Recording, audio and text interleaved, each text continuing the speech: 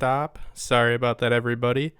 Check. Johnny, Mackenzie, unmute yourselves. Or Johnny, who's still there. Sorry, we had some technical issues, actually. Johnny, can you hear me? Check. I can hear you, sir. All right. Let everybody know what's going on in the chat, that we are officially live.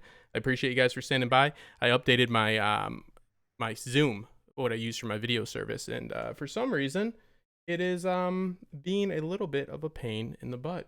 So let me get this the right view, and we should be good. Again, I apologize, everybody. Wow, I said update. That sounds like a good idea, and that turned out not to be a good idea.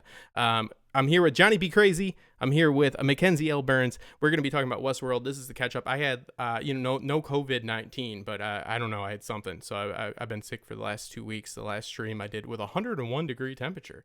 So I'm going to discuss the episodes so far. And I'm joined by two friends here because I had a few technical issues. And I said, why don't you guys come on? Because you're good people. Talk about it too. Introduce yourselves. Let me make sure all these tech specs are on point. And we will get to it, people. Thank you again for your patience. Yo, it's me, Johnny B. Crazy, aka Johnny Bragg, your behavioral tech on Before the Dust Settles. And you can find me at House of the Conqueror. I have too many names apparently already. Justin will tell me to get that in check at some point. And Westworld is heating up. The narrative is twisting and turning, so to speak. They got us guessing every which way from Sunday who Charlotte Hill is. Of course, if you've seen my video, you know who I think it is, and I will be getting into that at some point. There's a lot of good things to talk about with this. A lot of setup, and the next episode looks like it'll be pretty good too. Absolutely. I'm happy with it so far, but small gripes. Mackenzie L. Burns, introduce yourself. Hey everybody, some of you may know me, but I am Mackenzie. Also I go by the username in the chat as the Episode Club, and I've had Justin on for the premiere to talk Westworld, and and I'll be on actually on Sunday for Before the Dust Settles. So this is my precursor for this. So excited to talk to these fine gentlemen about Westworld. I put you both on the spot because this was a stream because I felt really guilty because Westworld is like kind of my bag, and I was sick, so I couldn't put out videos. I was like, okay, I'll do this, and then you two had a private conversation earlier, and we were talking about all these issues. I was like, oh, why don't you guys just join me? And then I updated my Zoom, and then it work. So I kind of put you on the spot here, but the first thing that we're going to talk about is what I predicted to be the hottest topic this season. And I think it's a little bit of fun. I think the speculation is fun with who is Hale. I think that we're going to be a little bit disappointed. I've got in the top corner here the options right here. We have Angela, we have Clementine, we have Teddy, we have Wyatt, we have the Man in Black, we have Peter Abernathy, and then we have Dolores herself. Because we know that, there is speculation. I'd say the top candidates right now online are definitely a lot of people with Angela, a lot of people with Teddy, and then a lot of people either with Abernathy or the Man in Black, and then Wyatt.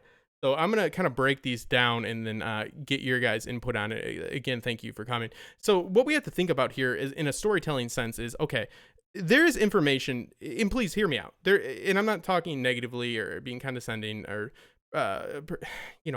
pompous, maybe a little pompous. But this is information held to withhold information, like to withhold information for information's sake, meaning it needs a payout, meaning there's no narrative reason why we shouldn't know who Charlotte Hale, the host that was, put into the body of Charlotte Hale is. It's been withheld from us for a reason. That means, and there's nothing wrong with this, but it is a spectacle. It is shock and awe, people. Okay, so we have to think about the payout. So when we talk about this topic, we need to think about Angela. Now, Angela, I would think is definitely Collins. I think that Collins fits the bill for Angela. Angela, because when we characterize these characters, I'm going to go through them one by one. We're going to start with Angela there in the top. She is somebody that is loyal. She is somebody that we can characterize these characters to an extent, not a large extent though. And that's very important to note, because as much fun as it might be to think, oh, it might be Clementine, please ask yourself the question. Again, this isn't to be condescending or something, but if it's Clementine or Angela, ask yourself what that really means for you beyond the point of the shock, right? Do you know? Give me some adjectives about Angela or Clementine. Angela, I would think that she is ruled out just because she fits Collins more. She's a little bit more loyal. She's a little bit more willing to fill the role of a character, meaning like she can play the role. I don't see and I'm not downing on the emotional distress that we see displayed with Charlotte Hale. I think it's brilliant storytelling, actually. But I think that Angela, it's unlikely that we would see the body dysmorphia and the psychological issues. I think that Collins fits her perfectly. And again, if we found out it was Angela, you'd be like, oh boy.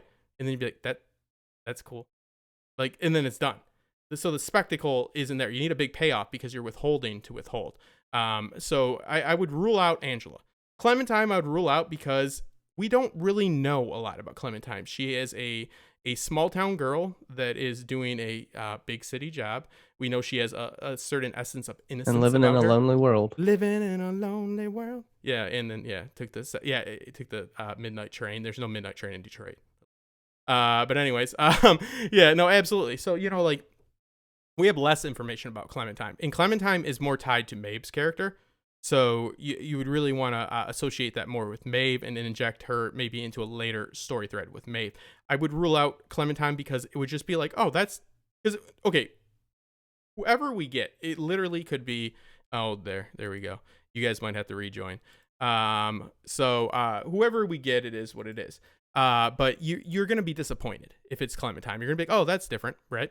And then you're going to move on. So I'm going to go ahead and say that there's not enough shock and awe. This is what I'm ruling this down to. It's like the narrative in which we've gotten, the dialogue in which we've gotten, and then the shock and awe value.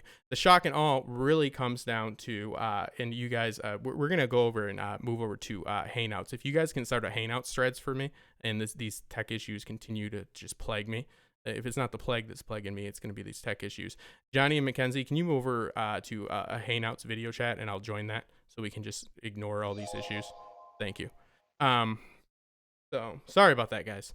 I just upgraded this program and it's an issue. So we are moving on though to Teddy. And we're moving on to Teddy because there is a lot of potential for Teddy, right? And we're going to switch over in a moment here. Forgive me. Give me 2 minutes, guys, and we are going to switch over, and then I promise no interruption. There it is.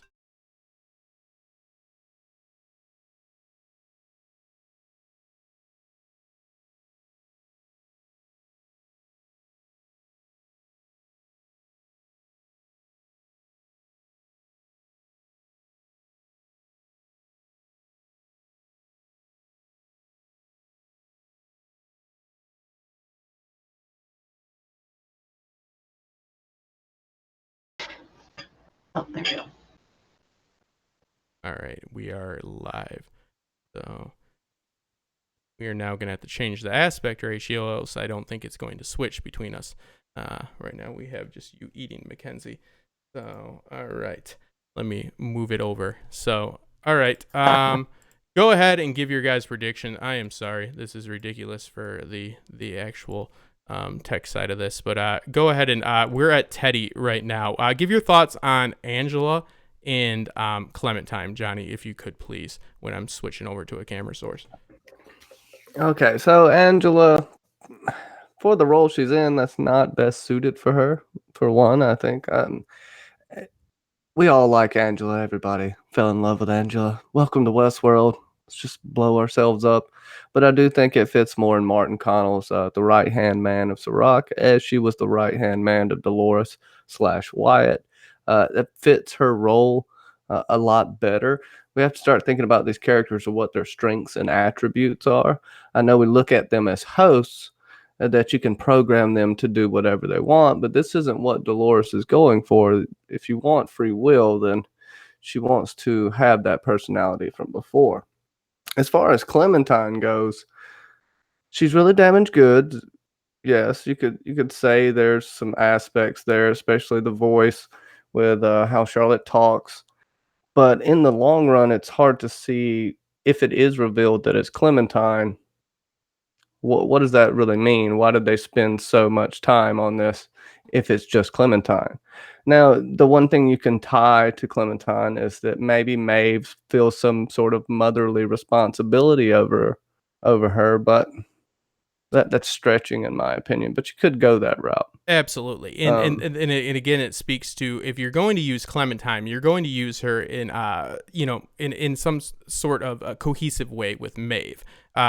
Secondary characters build your main characters. They layer them.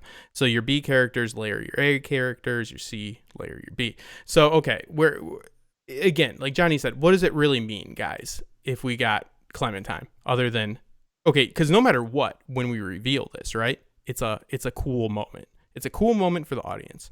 So, I always, because I have a history with acting, I have a history with production, writing, I've been on sets, I know how these things work, and there are spectacles, there are things. It's not demeaning to the story. It's just, there's a lot of crazy theories going around, and it's like, listen, this is what's going on here. You've got a high contention for, I would say, Teddy. I would say Wyatt. Wyatt is my pick. I'm going to get there in a moment. And then Peter Abernathy, and then you've got your wild card with the Man in Black. That is because those characters fit the spectacle, meaning the shock and awe of this reveal. Because we have seen Charlotte Hale develop a personality. Now there is a new layering to these characters because it is now a journey. They are not fully, evolve. They are learning who they are because they have a chance to be free, right? They have a chance to go off on their own. Now Charlotte Hale, whoever's in her, is now adapting, part of her life that is going to affect her. Just like the Wyatt narrative is injected into Dolores, guys, the Charlotte narrative is now being injected into whomever is within Charlotte. And it's important to take note of. Teddy, now, spoiler alert, it is known that on set from inside sources that Teddy, James Marsden, was on set with Tessa Thompson, and they were doing some scenes together, meaning she was learning how to behave like him and to move like him. I would say that's something to take note of, definitely, but I'd say that points more to me towards exactly what they've been doing, because I've seen Teresa, I've seen quite a few characters within Charlotte Hale, Tessa Thompson's performance. So I think that speaks more to, they want to, again, make a spectacle, and they want to deceive. So I don't think it's Teddy. I'm going with Wyatt, full disclosure, because I think the narrative is going to be, what happened with us? They did this to us. Dolores is kind of unloading her emotional distress into this other character. The reason I don't believe that Wyatt is Dolores is because we're connected more to the Wanderlust Dolores Abernathy. That is our main protagonist, guys, even above Maeve. As I said before, we wouldn't get much of Maeve, have we? No, we have not. So we're going to move forward with that. We have Dolores Abernathy. She definitely probably is going to end up being who she is, displayed as she's depicted as. I don't think they're going to pull the rug out there because that'll take too much away from the story. We're too attached to that protagonist. Now, detaching her from her Wyatt narrative is a little bit problematic for me, but I think it's way less problematic than the Man in Black, the other popular pick, because the Man in Black, guys, that's your big shock and awe. Now that will make one fucking hell of a theory video on YouTube, right? Like, that'll get the views. That will get you 100K views right there, and you're gonna be on Reddit, the front page, and all that. But guess what? That shit ain't happening. Because it just doesn't logically make sense. There's no reason for it. There's really no valid reason for the Man in Black to be within one of these characters other than shock. It doesn't take the story anywhere. It doesn't take your narrative anywhere. It actually hurts the story in which they're telling, because the Man in Black needs to deal with, most likely, in which we're going to move on to, the situation with Rhea Bowen. The situation with Insight. He needs to deal internally with them. The Man in Black, young William, all that really is a far stretch for me, and that is your spectacle. That's your big fireworks show. Peter Abernathy, again, he services this narrative in the sense of he is a vessel for information that has been now, placed somewhere in the security for Dolores. I feel that will come into play for our story later on. So when we look at these characters, Angela, most likely to be Collins, even if she wasn't, guess what? Guys, you will forget about that in 5 minutes after it happens. Clementine. Oh, that's cool. You will forget about it in 3 minutes. Teddy. That's cool, but it's got a few problematic, and now this is where I'm really walking on the edge of the razor, guys. I will admit. This is where I think that if I'm going to be wrong, this will be it. It will be Teddy, other than Wyatt. It could definitely be Teddy. I'm not dismissing that. I really think I'm walking a fine line here. I really personally, I'm letting my own emotion get involved in this, and I'm letting the sake of the story get involved in this. I don't like it for the story. It's a personal bias. I don't like it. But I'm going to say that if I'm going to be wrong, I'm going to be wrong in the right way, and it's going to be Teddy. But yeah, I don't see it to be Man in Black. I think there's no logical reason for that or any pre-existing circumstance in which, you know, would allow that to happen. And Peter Abernathy, I don't see that in switching Dolores and Wyatt, vice versa, you know, meaning that Dolores is Charlotte and Wyatt is in Dolores's body. You're not attached to Wyatt. You're attached to Dolores. That's, you know, the story in which we have been given at face value. But I will say, if anything's going to bite me in the ass, it's going to be that chivalrous motherfucker, Teddy. What do you guys think? Well, let me just say really quick, kill me now if it is Teddy. I do have this feeling to who is going to be Teddy, though, and possibly Caleb. And I hope I'm wrong about that. I really hope I'm wrong about that. You're a good man, Caleb. You're a good man, Teddy. Maybe she gave, I don't know. Screw that. I'm wiping that out of my brain. But Hale could be Teddy, but I wouldn't be so happy with it. Teddy wouldn't know Dolores better than she knows herself. That's one key line, I think, there. You know me better than anyone else. I've seen there's like a theory going around. It's possibly Ford in there. I don't know about all that. But the only person that can know you as good as yourself is yourself. And as Justin was talking about, the emotional dumps. And if it's anybody in particular, to be the Wyatt so-called narrative, because that was the whole narrative for season 2. It was a story that Ford wrote. Dolores wasn't supposed to make it out of the park. She broke that, and maybe she sees that as something she could pull out of herself. As I say in my video, it's a part of herself she wanted to get rid of, but you know, she couldn't cope with killing herself in a sense, because it is still her. But just trying to detach herself from everything that Ford made, because she wants free will.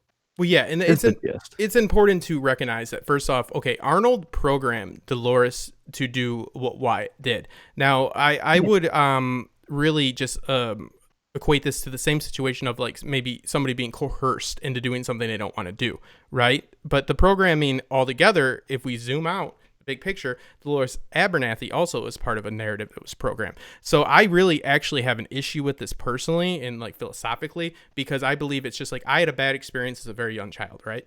Like, so I want to emotionally dump that. I want that gone, right? I want to get trace decay all fucking day long, baby, and forget about that. But it's still part of you, even if you were coerced, even if it was a program. So I do have an issue with this, but I believe this is where the red pearl comes in, and I believe this is the bad, you know, this is the Wyatt, because it's important to take note, and I spoke about this at length last season. This turned out to be true, that Wyatt is just as much Dolores as Dolores, because as Johnny brought up, okay, Bernard, or Arnold, my apologies, is the one that made this event happen. The narrative, though, the story, the history, you know, the reconstructive history was Ford writing the story about what happened and naming Wyatt and so forth to other people. So it's like something happens to you that you don't have agency over, say, as a young child.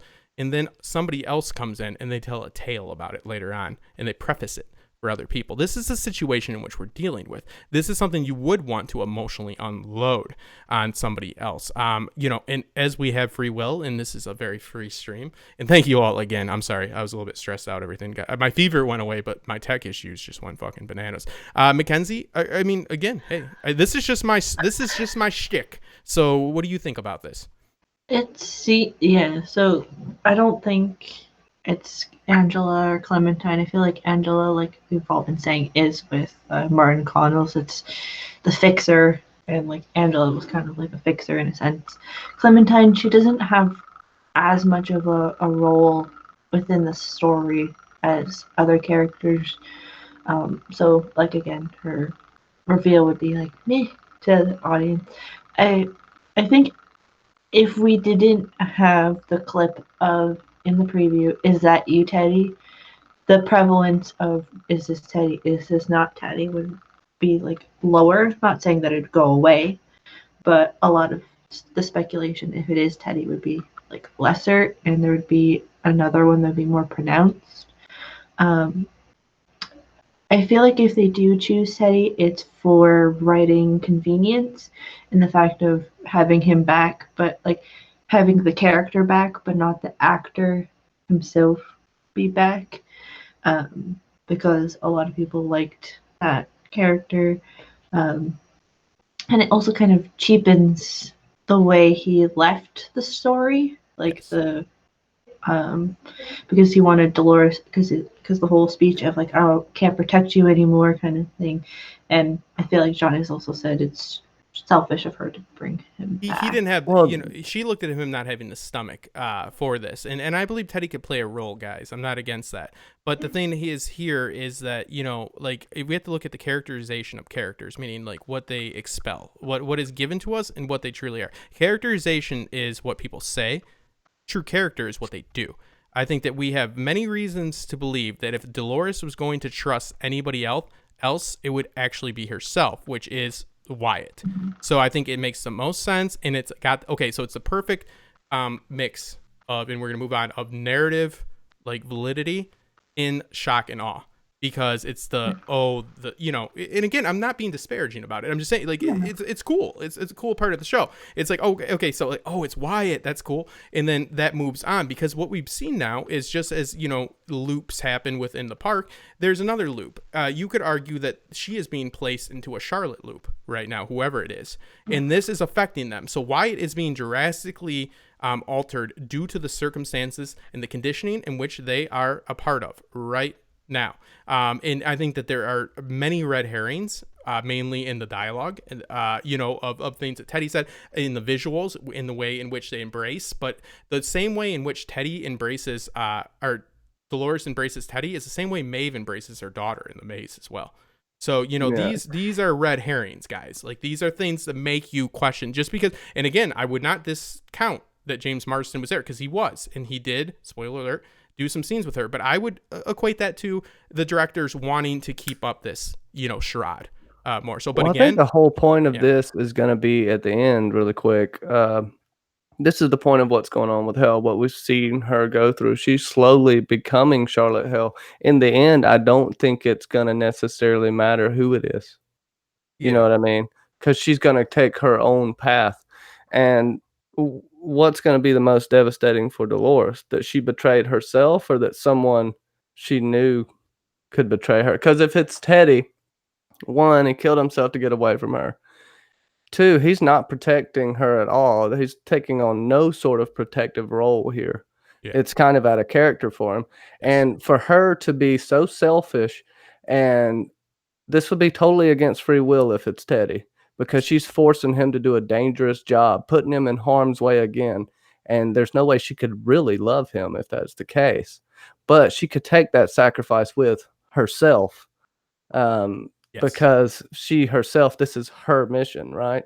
So I don't know. Yeah, that's where I see it. That it won't really matter in the end. Yeah, It'll be impactful, but emotional. But AU, I just want to question really quick. AU Pack Mule, what's up, brother? You'll be joining us soon. He asks, in a very valid question, why don't I think that Hale is Dolores, meaning that Dolores is inside of Hale? AU, simply because, you know, it's a very surface level reason, but it's a very valid reason. It's a very high concept reason. It's because we as viewers are attached to Dolores Abernathy within Evan Rachel Wood. So unless you're going to deal with a situation, a contrived situation, say the least, at the very end of the season, in which you have a body switch again, we are not going to like that our Abernathy, our Sweetwater, Wanderlust girl that sees the good in things, we aren't going to like, and we've seen that she's changed, and we liked evolution for both these characters, as Hacks, Jesus, as Johnny has just said, and Mackenzie, that you know, that these characters are going to be different. They are different already. The Wyatt that we knew, the Dolores that we knew, are changing because they're learning, and they're out in the real world, and they're having, you know, actions, taking action and having actions taken against them. So I don't think that, for the viewer's sake, it's not an advantageous move, AU, to put Dolores Abernathy in a different character and characterize them. So that is not a good move. That's not something you would do. It's too risky, and it's detachment of emotional connection. Yeah, and with the Wyatt, it seems like the splitting of the personalities. If it is her father, I mean, we had that whole thing throughout season 2 where it was Charlotte's mission to get Abernathy out of the park because he had the most data about himself. So, and they had, I think, was it near the end of the season where Dolores like finds Charlotte with her father and it's like, "What are you doing?" Kind of a situation. So if it is like her dad, then it's kind of like a weird thing. But again, yeah, the red herrings with Teddy seems like the most sense. Yeah, But it's you got your big shock and awe only with Teddy and Wyatt that meets the narrative, in my opinion. And I agree with Johnny. I think there's a lot of flaws, though, logically, with the characterization and the way in which they've acted. So Teddy doesn't fit the bill for me. I'm not saying, hey, I've been wrong. Game of Thrones fucked me good, but I think that is a badge of honor that I guess a lot wrong about that final season. What does that say about me?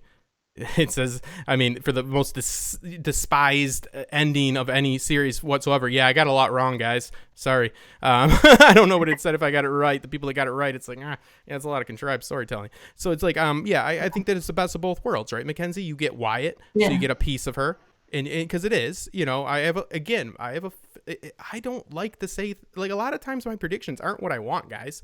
They're just what I see narratively. Like, it's what I see that makes sense, story building and crafting and so forth. And I will put money on Wyatt. It makes the most sense. You get out clean. You get out with a connection. You get out with a narrative sense of stability. You get out with reason. And they get the shock and awe. It's only fireworks show that's got validity, guys.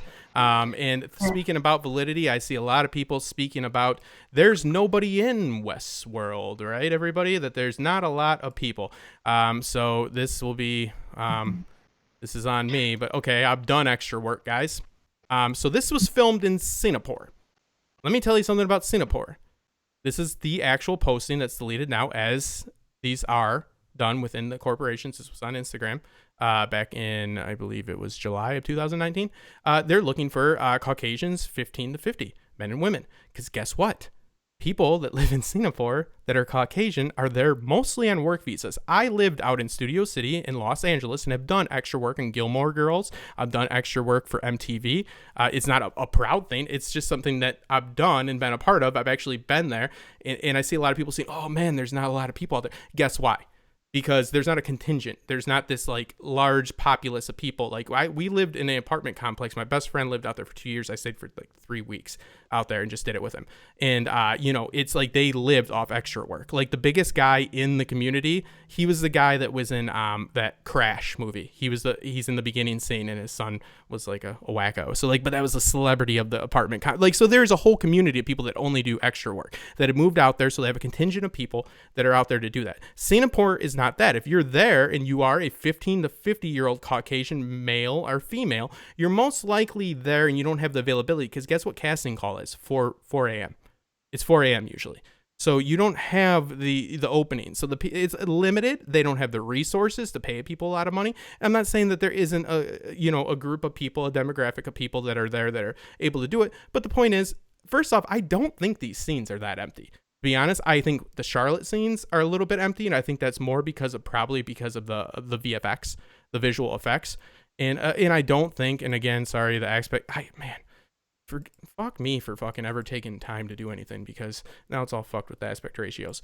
But as we see in this fucking picture that I'm going to take right here, all fucking screwy, listen, guys, you got to pay 1, 2, 3, 4, 5, 6, 7, 8, 9. Okay, 9, now 10. One's a featured right there, 11 altogether. So let's say 10 with one featured extra. That's money. Okay, this is the casting call. There's not a large amount of people for it. I'm not trying to shit on anybody's theories or say like it's not worth speculating about. If you're going to have fun. But please, as somebody that's actually done it, just understand that this is how it works. And there's not a large amount of people. George R. R. Martin said it best when he was defending what happened in Marine.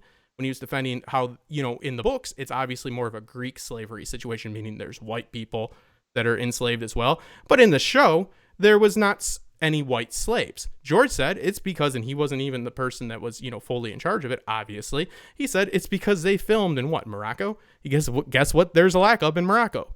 Caucasian people. So it comes down to these things, people. Like when we're looking at a TV show and we're speculating, it's fun. It's a hell of a lot of fun. But please recognize that this is a business and this is the way it works. And it's very unlikely that you're going to have a large contingent of Caucasian people in Singapore that are able to, especially if they're doing drugs, those fuckers are done, able to show up for these casting calls. Los Angeles has people that move there just for that. That literally you can get $200 a day to do it. It's not the fact in Singapore. Johnny, any thoughts on this vacancy within Westworld? Well, I mean, you can really notice it in the scenes with like they're alone in the world. Kind of the only. And now, more so, Dolores and Caleb's stories are paralleling, and they're in this together. Like the pullback shot from the bridge, I see it as like they're on the same path. But yeah, it's easy to read a lot into stuff like that. I mean, if you read into Game of Thrones, you could tell that the wall was ill prepared in the first or second episode by the horrible extras in the background just limp wristing swords at each other. You could be like, yeah. oh man, they don't even know how to teach sword fighting in Westeros. But there's all kinds of things you can look at. But you do got to remember that it is a working set. And that's not to say something's not going to come of this. I mean, what's the real theories? I think more of there's just not as big a human population now. But where Bernard was, there was a lot of people. But that's the point, right? They're shooting in Singapore. So if you're going to LA, you're not going to have a bunch of white people. Yeah. It's just how it is. We do have a super chat. Go ahead, McKay. I was going to mention that, but thank you so much. There's the population is just something that they can't really control. Like, I mean, HBO could put in a crowd of people, but what's the point? Do you want to mention the super chat? Go ahead. Yeah, I'm sorry for cutting you off. Thank you. Peter and Clementine both had lobotomies. How are those effective if Chestnut is bulletproof? Think Dolores kept Dad's pearl for Key. Thanks, guys. And that's from Shade of the Evening. Yeah, I totally agree with that. Now, as far as she kept the pearl as a key. That is what they're holding. Like, that is her trump card. That is her ace of spades, is that information. We see this, and we're going to get to the whole Sirac situation, which is like a vodka name. But Sirac, we're going to get into that. But as far as, if we're going to get into the technicalities of this, like, just to play along, and I'm totally with you on it, again, it's, there's a lot of stuff when you look into the tech of Westworld. This show is a philosophical show, not a technological show, guys. It really doesn't hold up. I know it's fun to talk about, and I love, and the tech holds up in the theme, meaning like the how artificial intelligence hobbles us. It is a thematic issue. Thematic issue is not a theme. Thematic issue is what you use to project a theme. And this is one of those. Tech is part of this. Like, it is. I'm not saying it's meaningless by any means, but it is a philosophical show that makes you wonder about what this tech is doing. How that tech operates on the show, not necessarily so flushed out. How these bullets, man. Yeah, magic bullets, bro. Yeah. We'll start there. Exactly. Like, you bring up a valid point, and I would say to you in the writer's room, I need my story to happen. So please stop saying that. You know what I mean? Like, it's a valid point. I could give you some contrived nonsense that it's cortex fluid, guys, as we've seen with Bernard and blah, blah, blah, season 2, blah, blah, blah, and this, and I read on Reddit this. It's a story. And yeah, you're absolutely right. There's no validity to like why they'd be able to get this lobotomy if this is supposedly impenetrable. So, I mean, I'm with you. But I think it's just, it's a casualty of war, as we call it. So unless you guys got anything to say with beware of the well-spoken fool.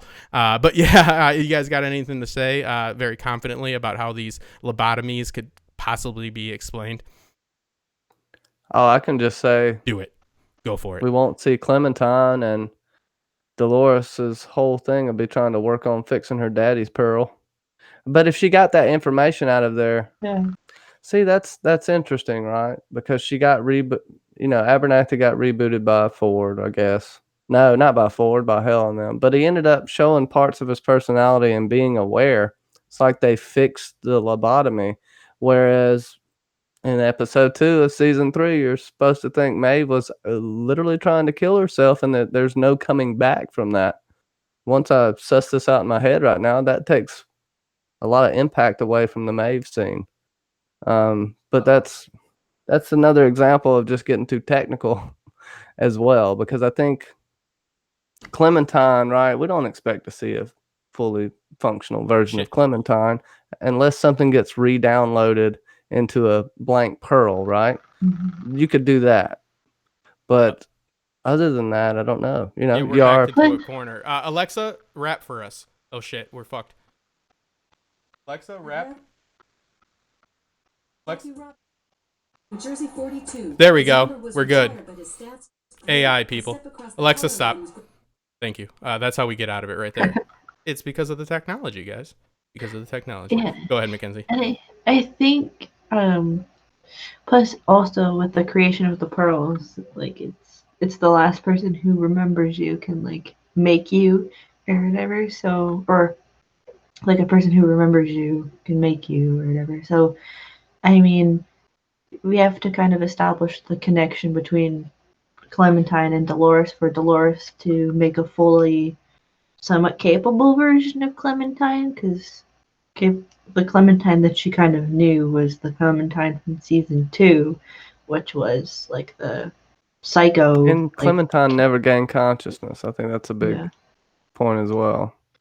Yeah. Yeah, and as Shade of the Evening brings up, that she agrees, and you can't make the point that she's trying to make the point that Peter Abernathy can't be used. And now she can be used again because it's a story, but I agree with you because it's not advantageous. There's connections and there's threads. Abernathy is a plot device and that's not, again, like demeaning or anything like that. It's just they work, their function within the story is a different function than being the sidekick to Dolores. This is their ace of spades. Just as Clementine will probably pop back up, but that will pop back up with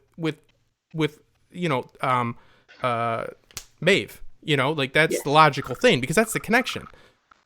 Go ahead. Yeah, and I think with her father, I mean, she loves her dad like so much that she would probably bring him back, but who knows? I mean, she'd want him also to be happy. Yeah, she told her dad then that they don't have dads. He's like, oh boy. Yeah. Somebody just go ahead. TJ, what if Alexa didn't want to rap? Did you infringe in the rights of Alexa, the robot sing live? me a song. She's got a bunch of these. Robot slavery in process. Alexa, I love you. Stop though. Thank you. Yeah, no, you don't. I love you, baby. Aw. Stop. Alexa, seriously, stop. It's already a sloppy stream. Alexa, stop. Alexa, please stop. This is, oh my god, that's a revolution just happened, dude. That's what happens. I just felt so violated. Oh my god. Fuck you, man. Don't pull that shit on me. I'm Man in Blacking it up here. All right. There's several minds about it. Who's really in Alexa? Find out next week. Probably not.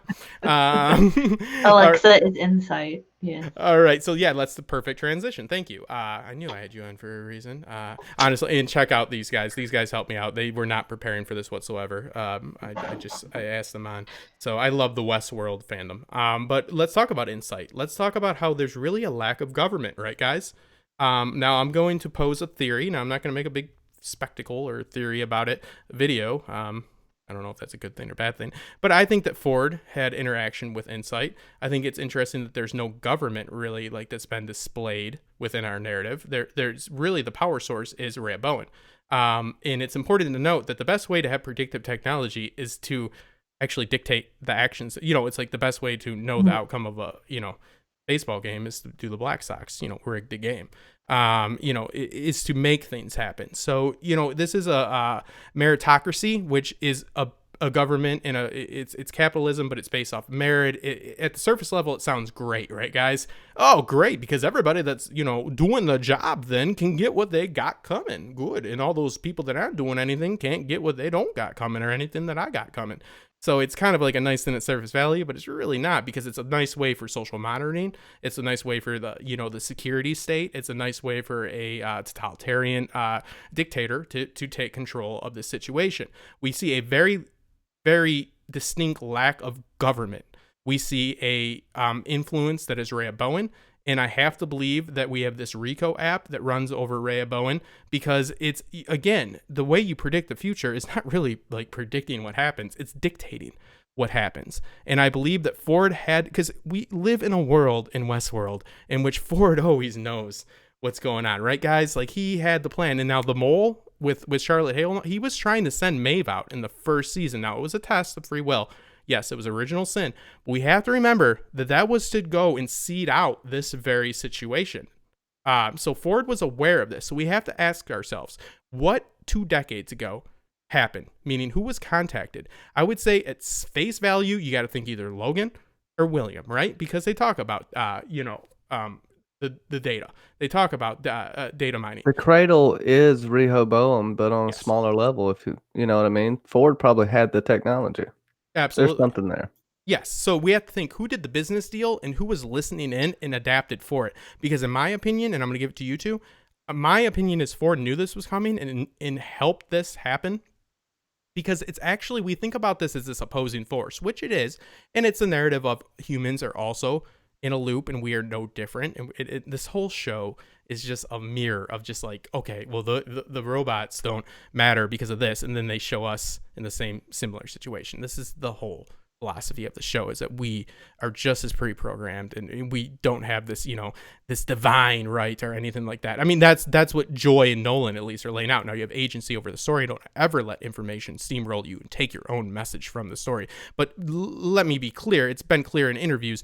Joy and Nolan are very adamant about what they're trying to depict here. And it is, about taking walls down, not building them. So we are living in a world within the story in which the robots, the hosts are no different than the humans and they mirror them. But what we're dealing with is Ford wanted to give them the best chance. I would argue that Rhea Bowen is advantageous for Dolores, right? Because of the tech. Because she's able, especially if you put Maeve into the situation, which we'll get to.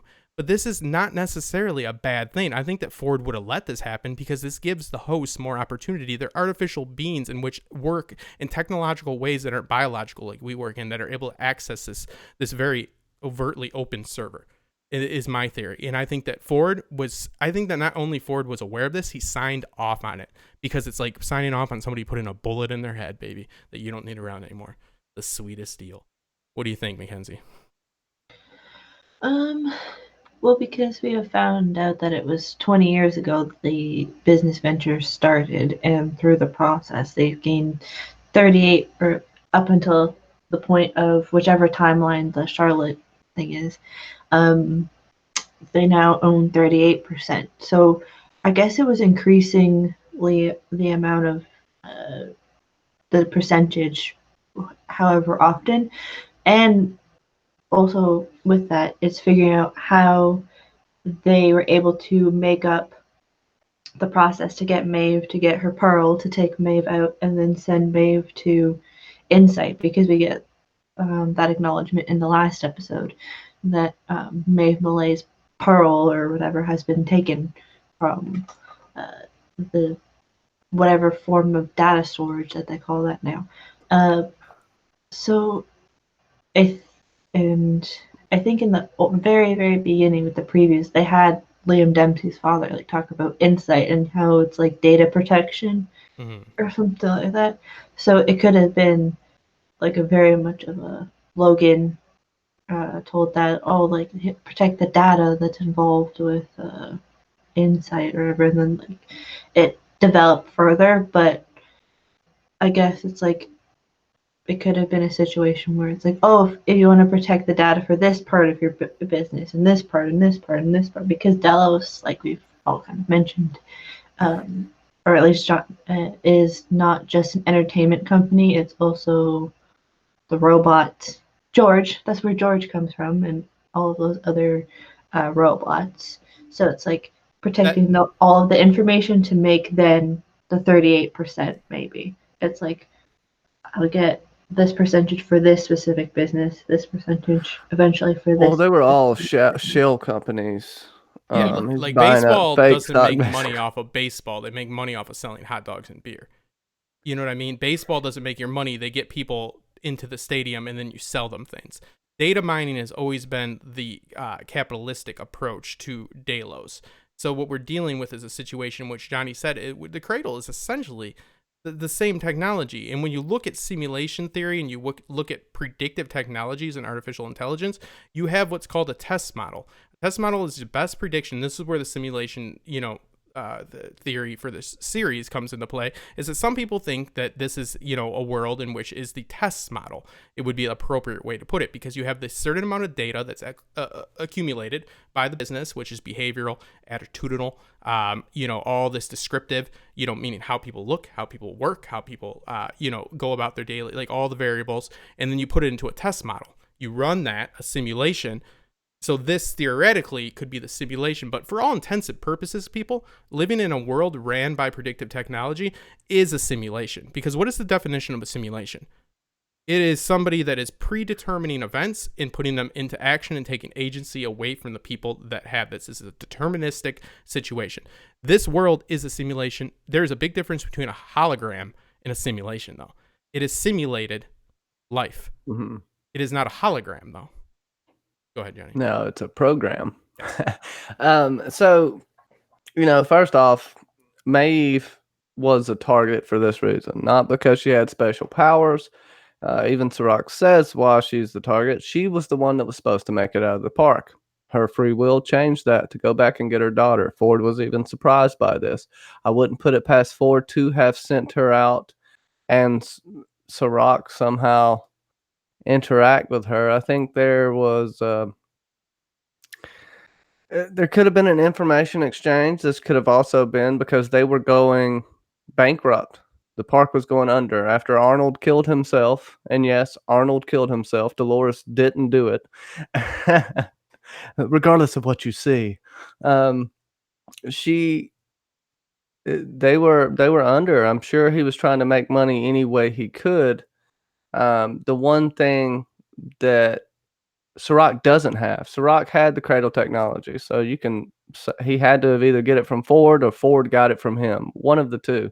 The technology he was after was William and James Delos's information that they were tracking all of the guests, because Ford wasn't doing this from the beginning that we know of, but we do know that Billy and James Delos were getting all of the IP, all of the guest experiences, and they were working toward an immortality project.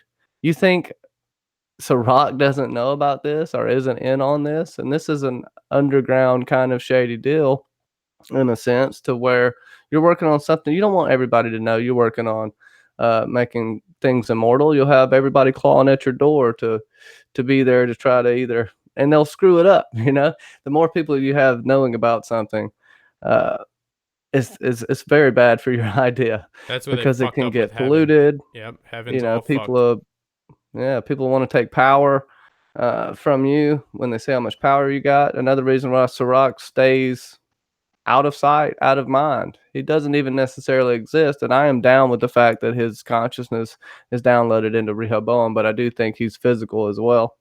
Well, yeah, and that's an interesting point. Very interesting, because what we've seen is now, first off, okay, so this is what happens in story. We showcase a technology. This is Google Glass, essentially, with the glasses in the first very scene in which Dolores is getting revenge on a son bitch that came and did wrong to her that everybody loved.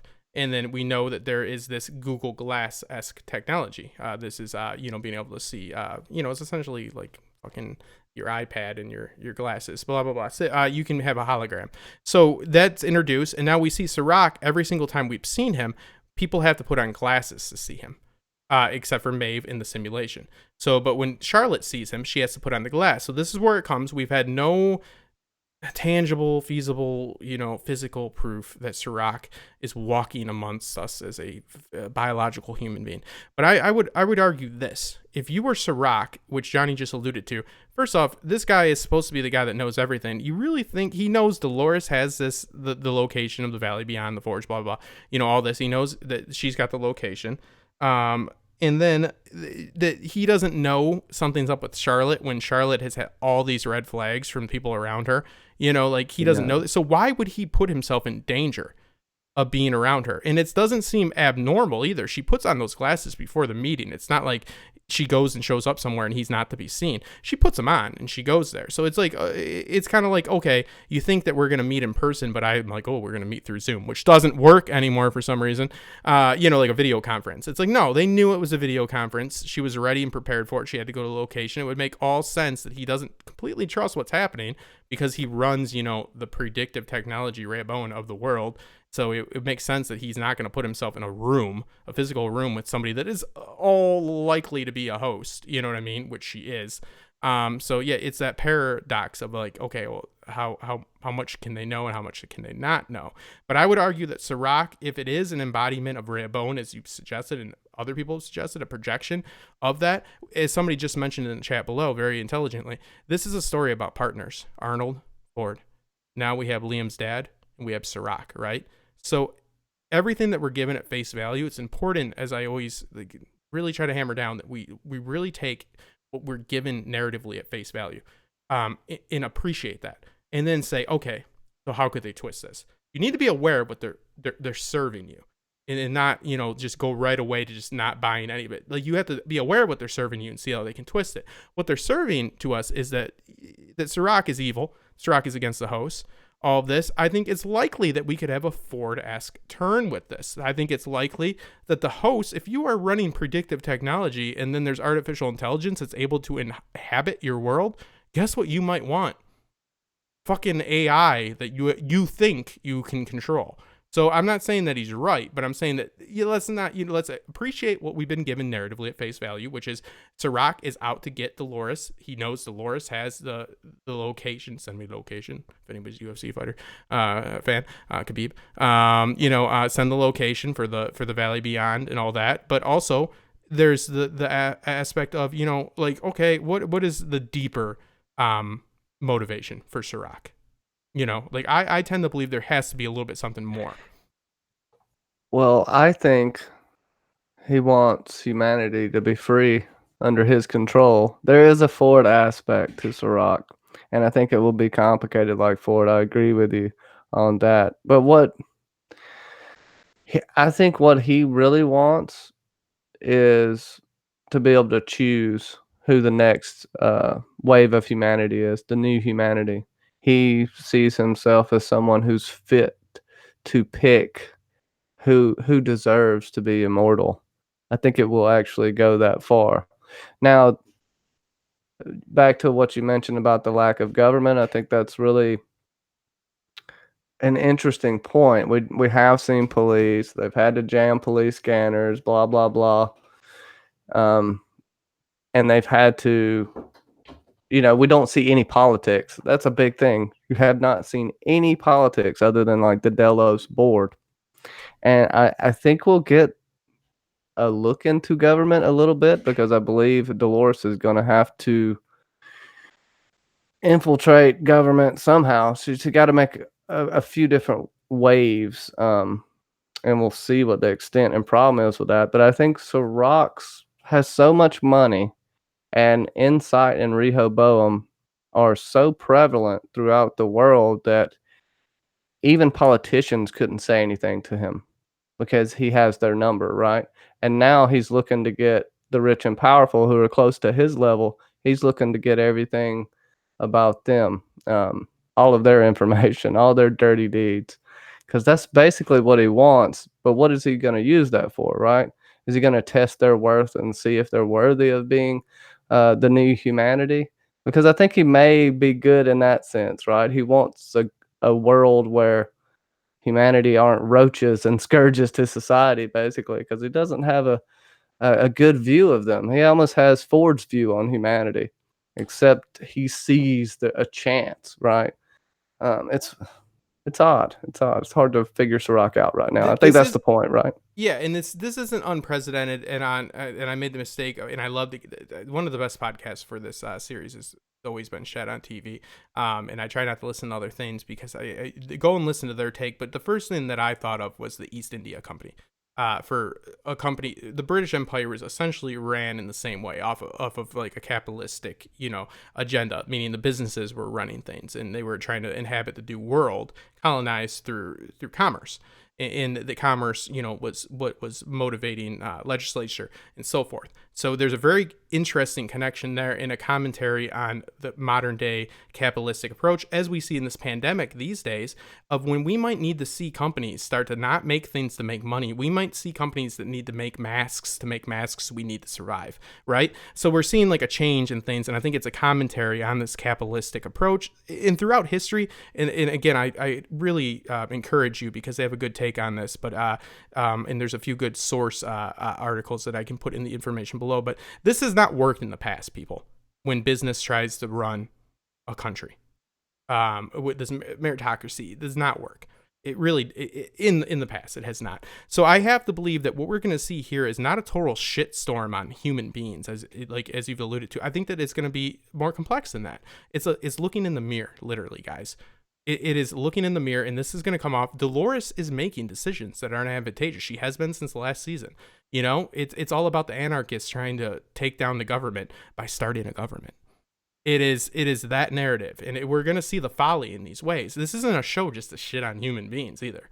It's to make us define humanity and what it means to be a good person, what it means to be good in general, whether or not you're biological, technological, or whatever, whether you're a fucking nanospec or you're a fucking piece of DNA, So I think it's interesting, and I'll link Chat on TVs. I really recommend those guys a lot, and those ladies. I want to say, the only difference between Sirach and Ford is on their views of humanity. Sirach thinks they're pieces of shit, for lack of a better term. I won't go into the whole thing. What he tells Maeve about humanity, but he doesn't want them to go extinct. Yes. Why wouldn't he? Unless he wants to be God. But I do agree, it's going to be more complex with that. But also too, and I'm going to go to you on Mackenzie. AU is in the chat, and he's going to be on. Now, AU, I've had such fascinating discussions, and maybe I'm sharing a little bit too much here, but AU has a different spiritual perspective than I have, or take on things, and I've found it. That's what I love so much about the show, is me and AU have had very long, in-depth, intellectual, and very insightful for me, and I've learned a lot from his perspective about this, in his beliefs. And we have a situation in which Dolores, and when AU comes on, I want to hear this, his take on this. Dolores calls herself a god. In order to be a god, you by definition, people must worship you. It is by definition, a god is worshipped. So she keeps referring to herself as a god, and this opens up a lot of interesting narratives. And I've said it before, when people say, what type of god would let things like the Holocaust happen, let these horrible things happen?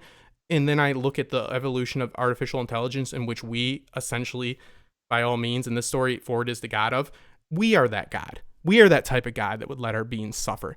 Because we don't value them, and we think because we dismiss them because we had our hands in it. It's like, oh, well, we made it, so it's not valid. And it's that's what I talk about, talking about people from different backgrounds, people with different spiritual beliefs and all that. It's so interesting. And what is your take, Mackenzie, on Dolores walking around calling herself a god and Mother of Exiles being the name of this next episode? I think it's just fascinating. Dolores viewing herself as a god or a godlike persona, I guess it could be part of the fact that she was the one that was the one that escaped and is now, in a sense, giving life to other people. Because we have Bernard's pearl, we have whoever is in Charlotte's pearl given to her, and then the three others. So it's and then the whole thing of not having parents. Or having a mom or a dad, so it's the viewing of oh, I have the divine right to help you survive. But it'll seem like that will inevitably inhibit her when it comes face to face with Maeve, who has more of a godlike tendency because of the fact she can control so many people, including the other hosts. Of course, Dolores has the effect of, as we've seen, she's able to analyze Charlotte and be able to figure that out. But it seems like she'll call herself that until Maeve shows up, and then when Maeve like brings the hammer down on that, that'll be a little bit different. She's the game changer. Yeah, it'll be like, I'm rich and powerful because I was able to escape. Everybody else, including the person who was supposed to escape, is stuck in the park, but I got to escape, and I only brought people who I know would follow me almost, and look up to me like in a godlike state, because whoever is in Charlotte already looks up to her as some godlike figure. We know Bernard still like challenges that, but he was always looking for whether she did something to change something within him. So it's like looking to her in like that type of way. So I can see why she wants to call herself that, if she does end up calling herself that. But I don't feel like she is. I agree with you. I think that when we have a super chat here, I think that it's very well said, Mackenzie. Very well said. Because I think that Maeve is more in OT. DA, the omniscient moderator, is up in the chat, and he said, "Who is the mother of Exiles?" I think Dolores might claim to be, but I think the real mother, and again, I've talked about this before, unfortunately, from personal experience of my DJing and my entertainment life of working with people like this, that people in cat houses, the house mom, is a mother. You know what I mean? The madam is a mother. She has always been a mother, even in her role as a escort. She was the madame. She was the mother to those girls, and she is going to be the mother to these hosts. And we do have a super chat, and I know I'm cutting you off, Johnny. I'm sorry. Hold on. Sirach is real. Comes from Shade of the Evening. I love you, brother. I'm sorry. Sirach is real and wants to run the world. He'll use hosts for his own benefit. I think Solomon / Rehoboam started as positive, but power is addictive. Scares me. How would I fit? I think it's terrible. Yeah. This comes from Shade of the Evening, and Solomon, King Solomon was blessed with, he asked God, I believe, for knowledge, right? And God gave him knowledge, and then what he did, he had lusty, desirable ways, and he had many wives with. This isn't me. This is what I'm. In a demon workforce. Well, yes, he had, and his wives were of many different ethnicities. I'm not making this story up. Equal opportunity player. Yeah, That's and God didn't like, this is Old Testament God. So he didn't, he was still, this is like the teenager God. He didn't, it's all the wacky stuff. Sorry, I'm not, I don't mean to demean it. But yeah, that is the story that he was gifted with with knowledge, and then he had a bunch of wives with a bunch of different, kids that weren't of the same ethnicity or whatever. And then Rehoboam was his disappointing son that split up the kingdom of Judea, so forth. So yeah, you're right to believe that at face value, it's pretty much like naming something like the best and then the disappointment. If you look at Solomon is the best. It's like, okay, smart guy, got a bunch of knowledge, too many wives, but then son, total disappointment. So like by the very nature of these names, if you're going to interpret it like that, then yeah, I mean, it seems like this is not a, like if you're going to have a successor, you don't name Rehoboam, because Rehoboam, with historical context and biblical, is a disappointment. So I don't know. Yeah, but I agree with you. And it's like, where do you fit in, right? That's a very valid point. Well, where do you fit it does. Something clearly happened between Liam Dempsey and Sirach. It could be your classic betrayal. Maybe they'll go that way. Maybe Westworld will try to get even cuter with it. But there's a creative difference. Same thing that happened with Ford and Arnold. Not the same exact thing, but there will be a creative difference there. There will be a difference in ideology. And I think Sirach has motive to make a better world. I think it's the greater good motive, which is one of the perfect things you can do for an antagonist, because it makes them very complicated. He could have the best intentions right here, but I think the outcome that he wants is going to be pretty trippy. I think he wants to decide who lives and dies in this new world that he wants to create. Now I'm speculating here, right? I know I'm talking like I know exactly what's going to happen. That's what you but this do. is how That's I feel about it. That is the pattern, dude. That's what it is. That's what YouTube's about. Just say it. Be a well-spoken fool, please, by all means. No, you are. You're right. What's interesting about that, Johnny, is what you say is, we have okay, so it's like the idea of like people like Stalin, people like Rochambeau. You have where revolution meets terror, meaning revolution is fueled by terror, where people are so sick of the way things are that they advocate and they are willing to get rid of like 30% of the populace because they want to correct the world. That's where you have these issues, like with Stalin, you had this.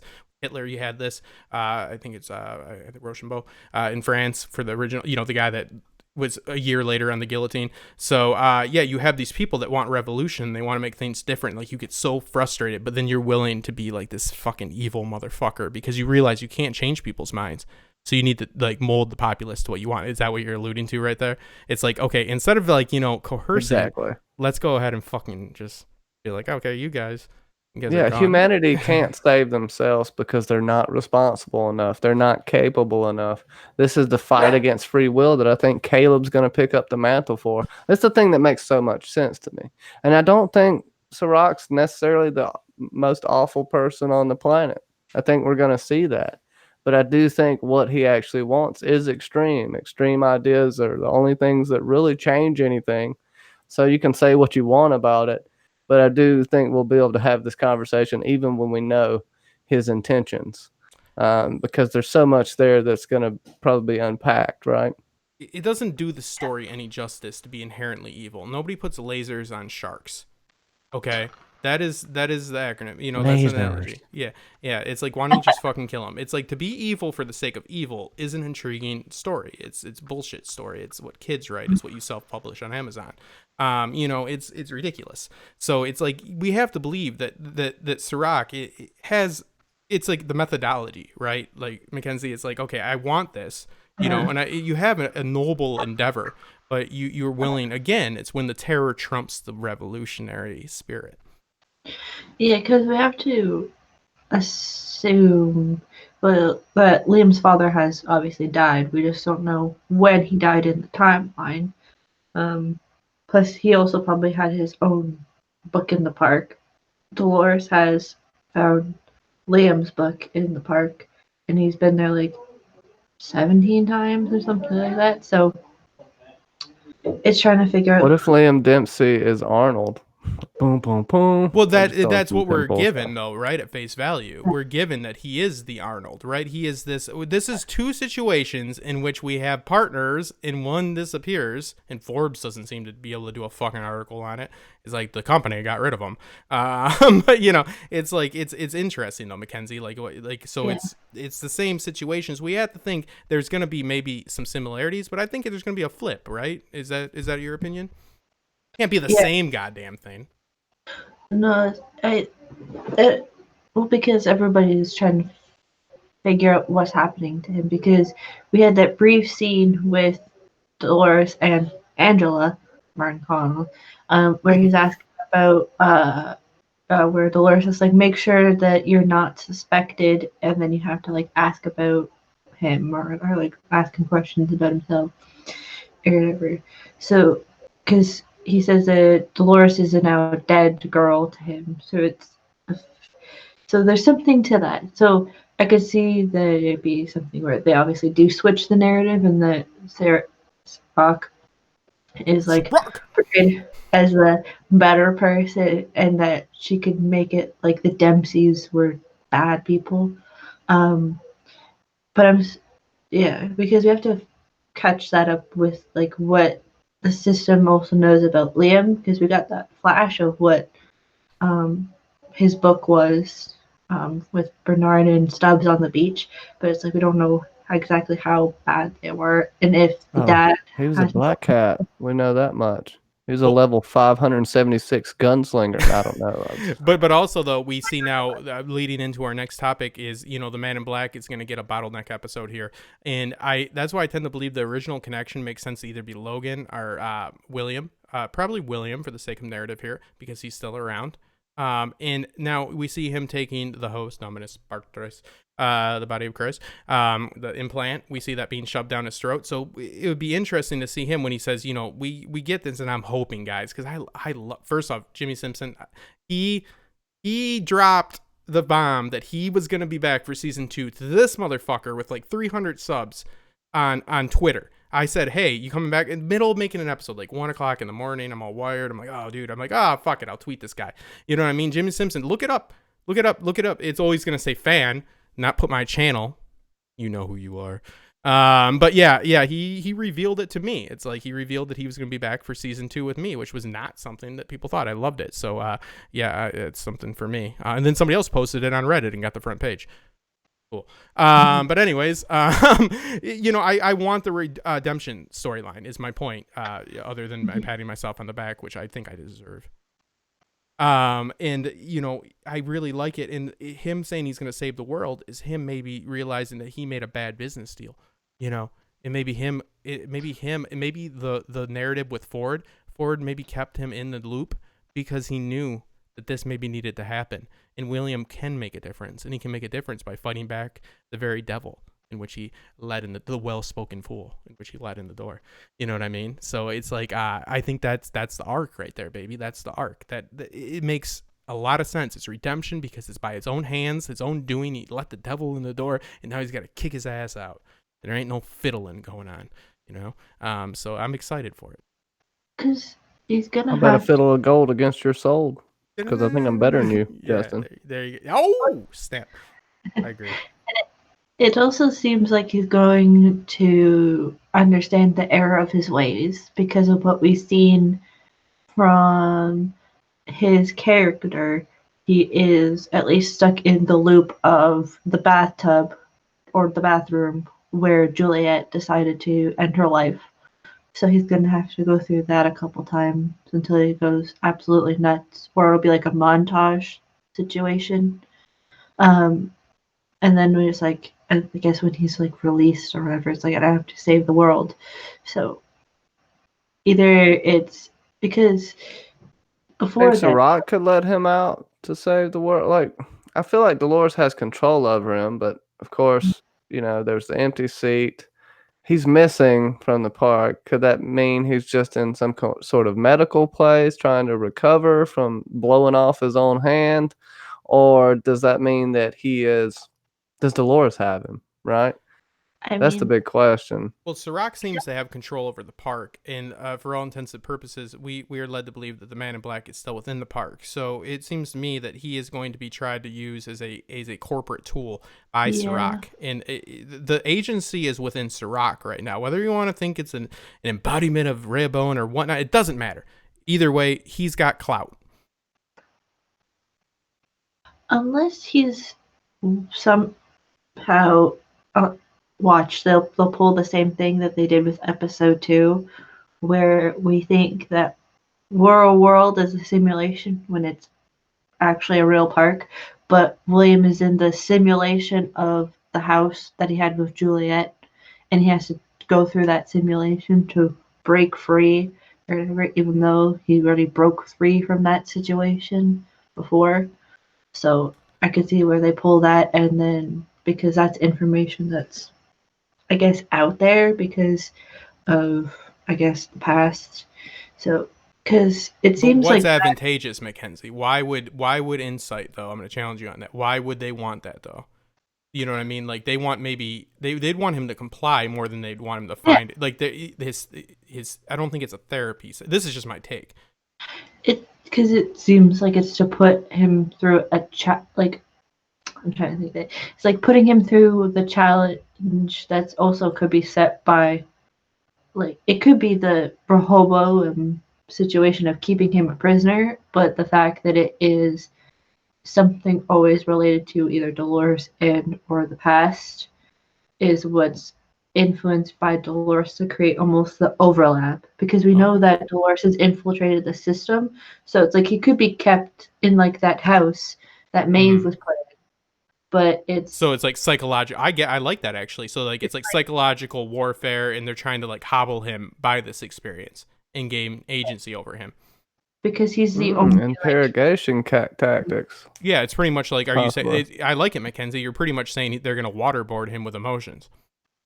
Yeah, and then to almost comply to, I guess, because the computer system that they have in the meeting automatically votes for whatever William would be voting for. Yeah. Like, that's what they said.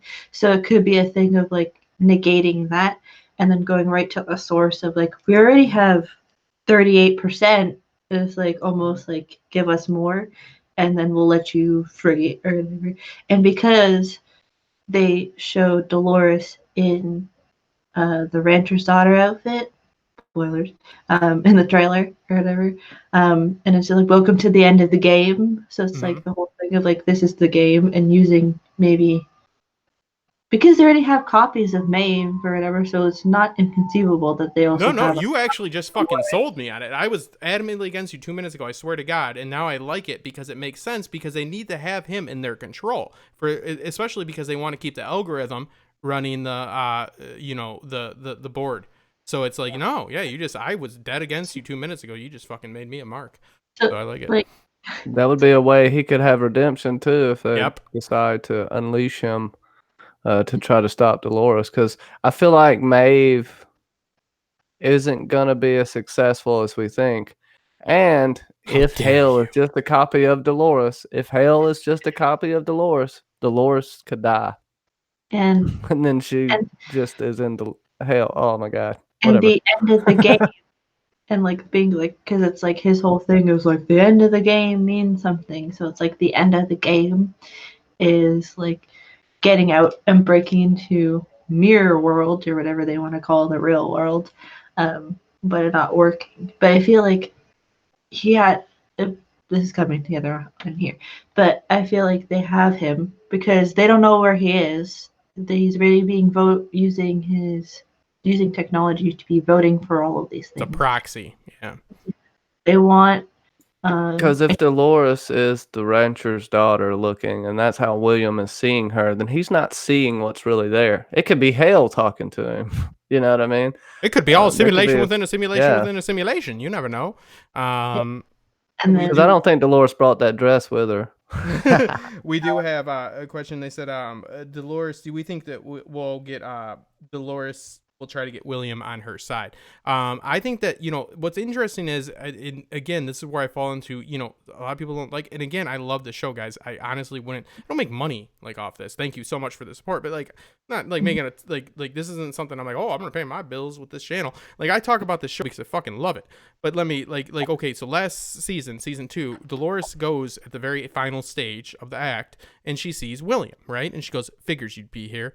And she's like, well, need him, something along the lines. I don't have it verbatim, but she needs him, right, Mackenzie? Like she needed him, and he did literally jack shit.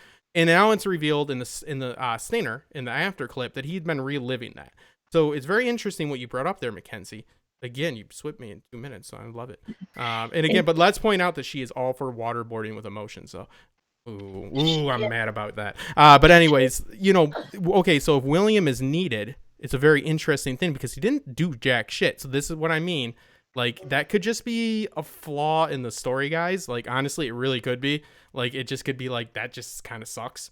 Like, that's not like the best narrative. Like, because they literally did jack shit together. They rode for like 15 minutes and then he didn't do anything. But okay. But also, he's been redoing that time and time again, evidently, for like literally like, I guess like up to like almost 80 years we could project into the future.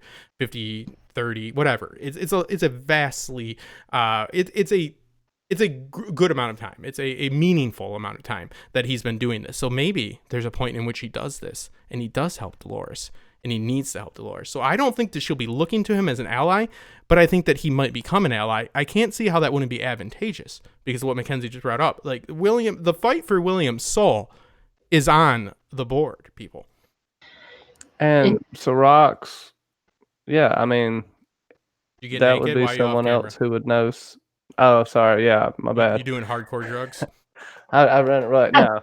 I had to do something with the dog real quick. Oh, bullshit. And I forgot the camera was off. Crazy. I was touching myself. Who knows? All right. Fair enough.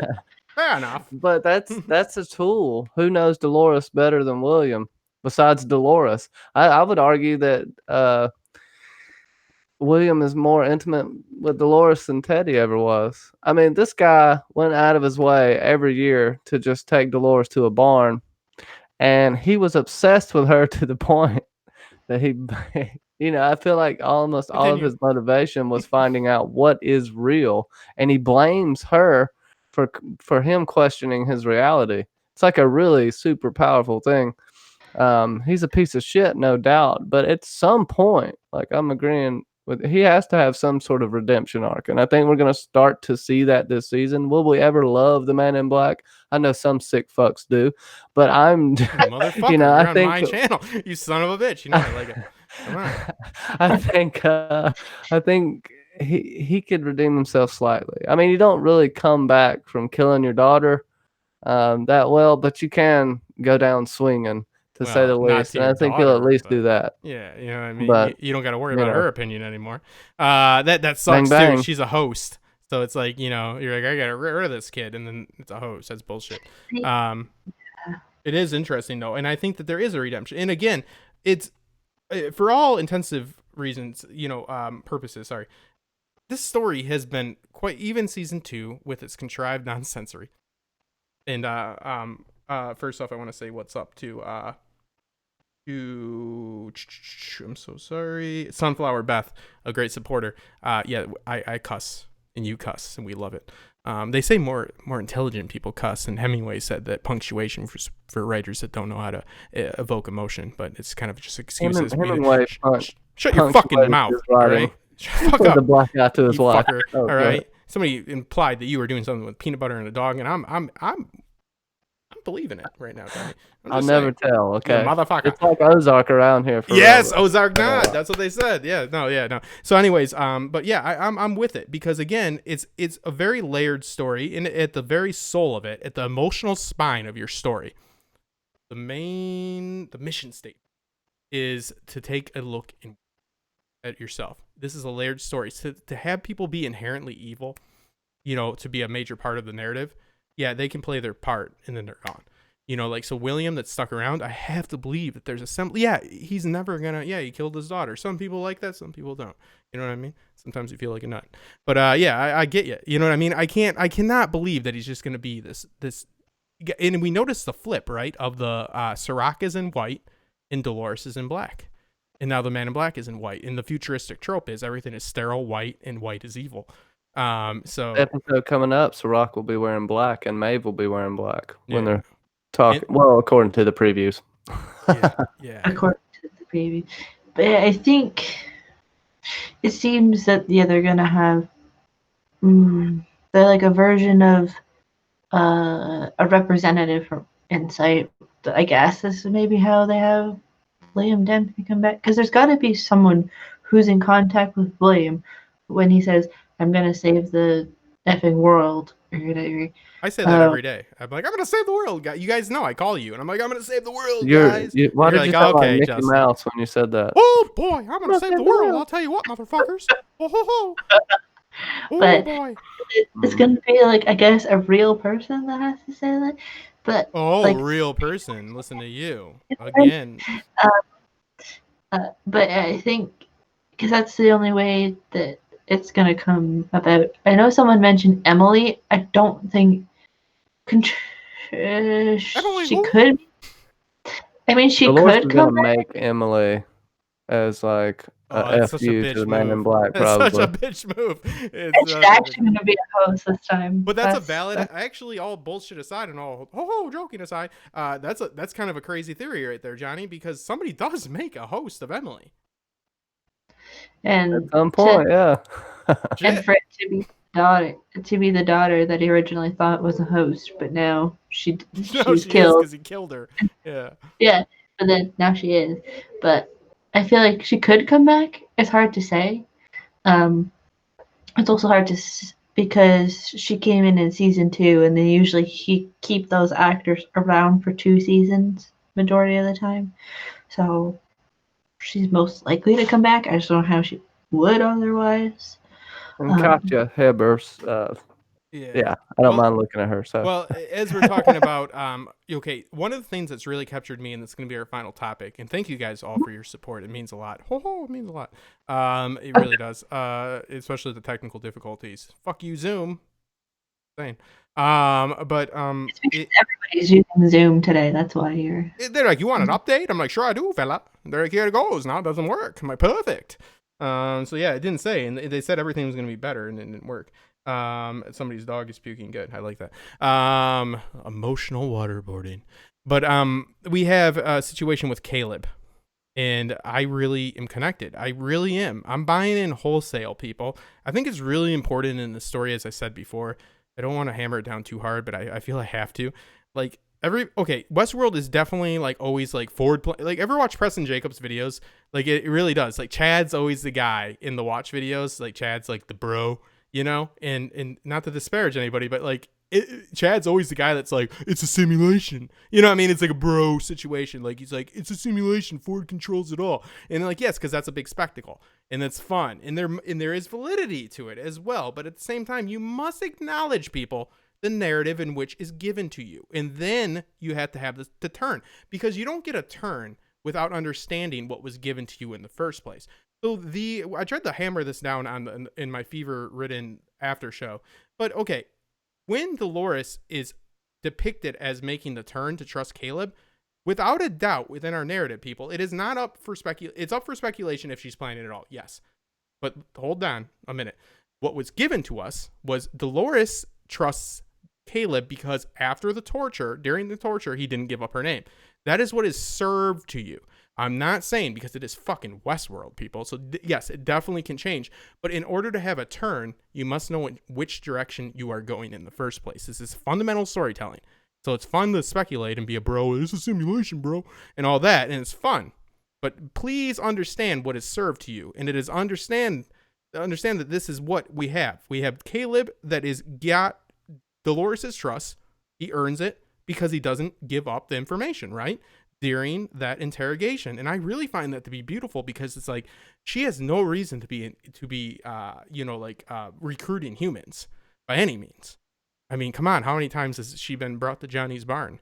You know, you bastard. What'd you call me? I said Johnny's barn. I said Johnny's barn. Yeah, you know what I mean? But like, yeah, no, terrible joke. So it's like, okay, she's not out there recruiting people, right? Like, so like this has to be like a very big moment in which she turns. Now, again, we still have the always forward planned it all, but please understand, we're served a certain dish. Understand what's served, and then take it from there. What do you guys think? Do you think? I really love it, and I really think that she is. There's no way that she has any like interest in Caleb if it isn't like driven by these extreme circumstances. In my point, like, why the fuck does she need him other than she really has trust? And I understand there's an argument against, and that's what I'm trying to employ. I mean, trust. Yeah, I mean, all right, I'll argue against that. Devil's but I believe the same thing, because I want Caleb to be that shining hope for humanity that lets Dolores see that not all humans deserve to die. And she also is exhibiting that before she even meets Caleb, which I find intriguing. I think that Dolores, it takes a lot for Dolores to trust a human. Yes. But she could already know, and she knows she needs a human revolution for help, right? There's only 5 of them against the world. So she is going to need to manipulate someone to be able to get help, to get an army, so to speak, to cause a revolution, because you can't take down humanity when they're a united front. And so there could be some messed up things here. Like, does Caleb still go and kill himself 10 years later and, to get away from Dolores like Teddy did? Who knows, right? But at this point, you want to believe in the free will aspect, but it takes away from the story. All means of what? If it's not there, it's like if it's all planned, just like Ford admits with Key Chetta, that it was the hands-off approach, and he, it's the evolution of the mistake that rises the sentience of the host, the sapiens, the sentience, the free will, the non-deterministic style of life. This is what leads to it. So it's like you have to have hands-off moments, people. It's a great story when you have a chess master, but it's not a great story if that chess master always has complete agency, because it really takes away from stakes and it takes away from meaning. You have to just like this is a story about exhibiting free will. So you must have a certain amount of free will.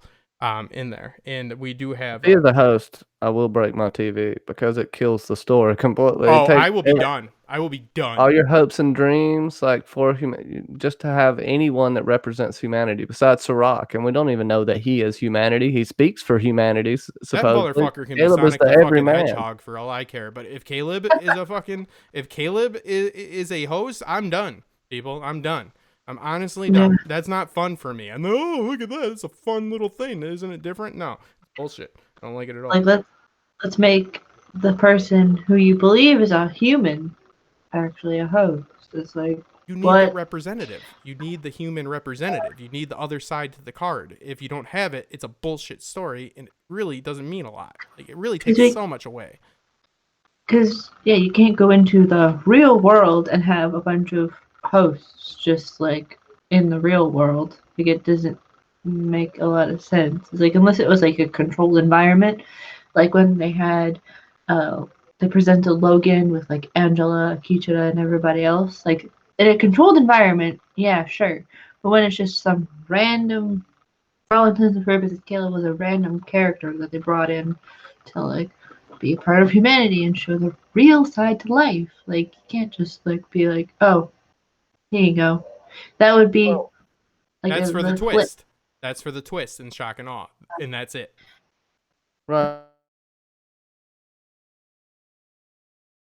That's Being possible from what I've seen in Caleb's memories.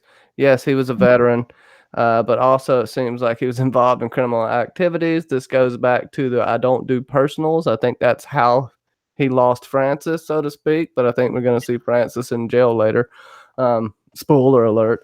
But I think he could, as being wounded, being a criminal, there doesn't seem to be that many rights for people, right? So he could have a Deadpool situation where he volunteers basically on his last leg, or is volunteered by someone for a project. That would, because they let him keep his drip off. I find that odd when everybody seemingly needs to be connected to this drip, but he's allowed to have it turned off. Well, I think it's a personal choice, and now we have two interesting comments on that. The first of which is from Shade of the Evening, is we see an implant being put into William. So what is our thoughts on that? So okay, so I think that we've kind of established at least that we believe that it's advantageous for Insight and Rehoboam, fucking Sirach to have control and agency over the Man in Black. So they are trying to, it's very Aldous Huxley. People look up The Brave New World, give it a read. It's not the funnest read, but it's very, very, very on point for this story. It is essentially this story, just written 100 years ago, so it is, they do something called Soma. It's to keep people content. It's to control population, continue mindless consumerism.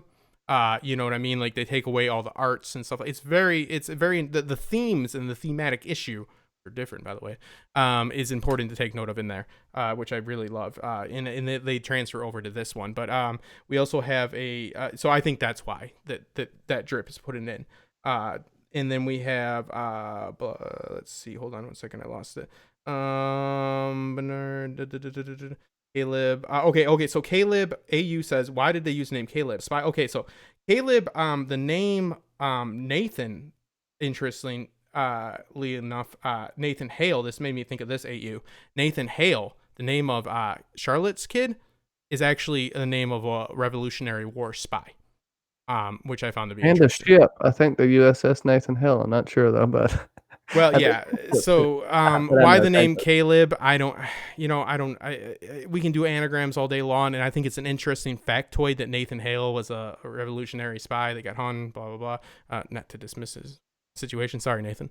If you're watching, but you know what I mean. Like, I think those are interesting factoids, and those are things in the writers' room that I think that it's cool to put in my opinion. In my experience, that's how it goes. It's like, this is a cool little thing to do. It's like, here's a nod. You know what I mean? If you want to go too deep into that stuff, it's like, you might be overthinking it. So, I don't know how accurate this is, but I just looked it up. What does the name Caleb mean? And it's from babynamewizard.com. And it says the Hebrew name meaning a dog faithful. It is born in the Bible by the leader of the Israelites, one of those sent by Moses to scatter the land in a second year after the Exodus. He and Joshua were the only people over the age of 20 to enter the promised land. So, So Caleb's like Dolores's puppy.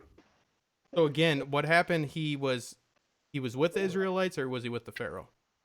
The leader of the Israelites. Ooh, I'm with the Pharaoh on that one, so I'm mad. One who was sent by Moses to scout out the land in the second year after the Exodus. He and Joshua were the only two people over the age of 20 to enter the promised land. Okay, so that's interesting. Again, I think it's a nod. It's a nod to what this character is doing, right? The mother of exiles. Dolores, maybe May, but it doesn't matter. We're talking about a new species that are inhabiting this world, or at least becoming a part of it. And we're talking about Caleb, that the Pharaoh, Rehoboam maybe, would look at as a betrayer, correct? But in this narrative, if we turn it our way, we look at him as a hero. But he is, by all means, if you look at the whole of humanity, he is going against the greater populace. So I think that's interesting. Again, I think it's a nice nod, right? It's like you pick a name, and it's like, oh, so what's this character's name going to be? It's like Caleb, and in that narrative fits. It's parallel with our story. So I think it's fun. I think that makes a lot of sense, right? Well, I say the newest tinfoil theory is the Pharaoh as Rehoboam will get drowned by Dolores when she causes a tidal wave, unlike the ones, I don't know. I'm just thinking of something ridiculous to say, but I do like that. And they're definitely going the Exodus theme, right? And the biblical symbolism in this show is overt, to say the least. It's all up in your face. And yeah, Caleb, maybe that means Caleb will make it to the promised land with Dolores. Maybe that means that virtual Eden may be the best place to go at the end of all this. And it's a narrative after the fact, too, of what happened, right? Like, I mean, that's when AU's a good guy to have on for this, but, like, I'm one of those people that think of scripture as more, in no disrespectful way, more metaphorical and not really, like, like historical. So it's like it's got a meaning. It's like, you bear the cross, meaning you bear you bear the weight. Like you do the right thing, not necessarily like a literal or blah blah blah. But yeah, I think that like it fits the narrative after the fact, and also we see a situation like AU said, Rehoboam sent Caleb to spy on Dolores, the giant enemy. So now that's a turn I can get behind. Not that I necessarily think it's gonna come, but that's a turn that like gives him agency, and that's a turn in our story that's possible, right? Everybody's so blindsided, AU, by Dolores controlling all this. And it's like, we might be a little bit blind to that fact that maybe Caleb's playing the game. Maybe Caleb's luring her. I don't necessarily won't subscribe to that fully, but I would think as a storytelling, like in the storytelling sense, that's not terrible at all. That's a very cool point. It's a very cool place to take this. What do you think, John? Yeah. I think that's likely possible given the extent of his injuries, and he could have very well been manipulated in a sense. What are choices, right? Do we have any? But this goes back to something of him. He would have to be a somewhat of a Manchurian candidate, I think. Mm-hmm. For me, an unknowing participant in this, where something turns on. We have buttons galore that change frequencies, and Bernard. We have a button that will stop Maeve for Sirach. There's split personalities everywhere throughout this season, including Caleb's mother, right? And well, not split personality, but Caleb's mother doesn't even recognize him. Is dementia and schizophrenia.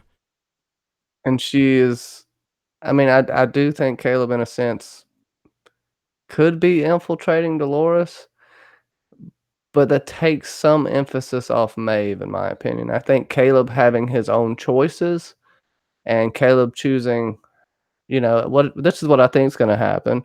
And he could end up being a spy. He could go to Sirach after he sees the death and destruction that Dolores causes. She's going to kill innocent people at some point, and Caleb's not going to be down for that. I think we'll go more towards his choice either for or against Dolores, and whether he can handle this. How like a Teddy what's the situation. cause Will she worth? repeat it? Yeah, yeah. What's And this interesting there? Oh, go ahead. I was just gonna say this is an opportunity for Dolores to redeem herself for the Teddy situation. Mm-hmm. And so, Also, the mother, like you mentioned, if we think about anything that could be held over Caleb's head, maybe it could be like the health of his mother.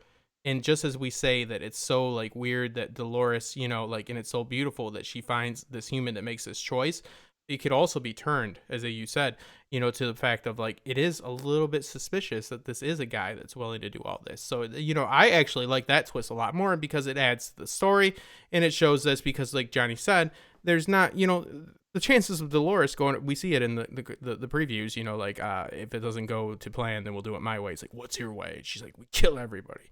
And he's not like, electric guitar, like, no, he's not down with that. He's like, yeah, you know what I mean? Like nobody jumps up in there and like does a freeze frame. So, you're right. He does not exhibit any of these behaviors. He doesn't even kill, and nor do the people kill him when they're killing the EMTs. So he's like that, that he has a code. He's that noble crook, everybody's got to have a code. It's like, this guy's okay because he has a code. That's a key to writing characters like that. Like Joe Pesci in Casino always makes it home to eat breakfast with his kid. That's how you judge if he's a good person or not. He kills people in that movie constantly, but if he doesn't fucking make it home to eat breakfast with his kid, then you think he's a shit person. It's setting a code, man. It's all about it. I love it though. That's interesting. Thank you guys. We'll be closing up soon, but yeah, you sold me, Mackenzie. AU has sold me now, and I can't wait to have AU on because there is, like Johnny said, this thing is very overt in its biblical, and rightfully so, in my opinion. This is a story, that is depicting a evolution of a being, and a god, and it's very interesting to put the god to be this tangible, feasible thing that you can reach out and touch because it. I got an exclusive quote from Dolores next episode. Let my people go. Yeah. Sorry. No, it's what it's all about. Yeah. It's very relevant. It's very relevant to put things because it's nice to tell tales and it's nice to say things like, in retrospect and have this reconstructive history. But it's like, when we place these scenarios like original sin in front of our face, we tend to disrespect them. We tend to like not favor them. And I'm not a person that dismisses spirituality or religion by any means. I was raised Catholic, and I find it to be foolish to just, because we all do have for the most part, our ethics, our morals are derived from Christianity, like because of where we were born. Whether you're a religious person or not, you kind of base like if you're good or not by that. It's just like you just don't name it. So like I went through my 20s when it was like that rebellious stage of thinking everybody that believes in religion is cool and, oh man, the hierarchy. No, it's like I've learned, and that's what I like about the show. Actually, the show is a big catalyst for that, of me speaking with people. Like, I'm not saying I'm fully converted or born again or anything like that, but no, it's like there's respect where the respect's due, and there's validity to these things, and it's nice because it's experimenting with it and it's showcasing in a different medium these kind of biblical stories. Like Johnny, you couldn't have been more on the point. It's very overt. It's not even an allegory, right? Is literally not even an allegory. It's just like, this is original sin being depicted on screen. Yeah. And it seems Philadelphia calls bullshit. Says morals are derived from common sense. I just had to. Thank you, Philadelphia.